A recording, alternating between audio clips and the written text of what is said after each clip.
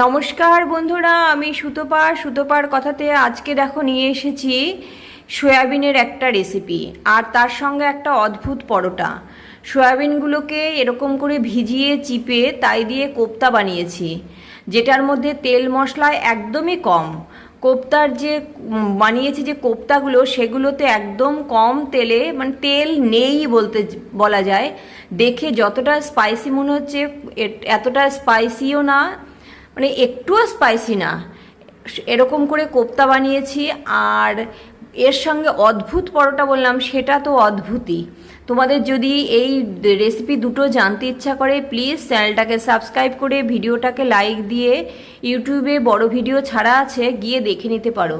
এই যে পরোটা হচ্ছে বিনা তেলে সুজি আর আটার কম্বিনেশনে বানিয়েছি। কাপটা তো এর মাপের জন্য নেওয়া। সুজি আর আটা এমনভাবে মাপ নিয়েছি যে এক ফোঁটা তেল দেইনি, তেল ছাড়া তৈরি করেছি পুরো এই পরোটাটা।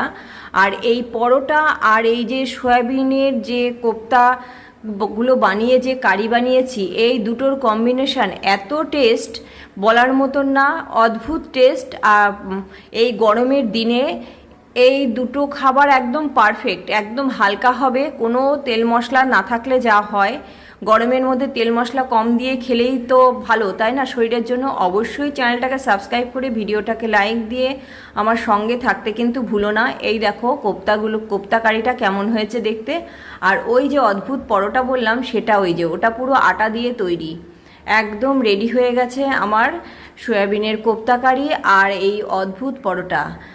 দেখো কি দারুণ দেখতে, আর দেখতে যতটা এটা লোভনীয়, খেতে তার থেকেও বেশি লোভনীয়। এই গরমে বাড়ির বাচ্চা থেকে বড় সবার সামনে এটা দেবে, কেউ বেশি খেলেও শরীরে কোনো ক্ষতি হবে না। কেন, একদমই এই যে পরোটাগুলো যতটা সফট আর খেতে ততটাই সুস্বাদু।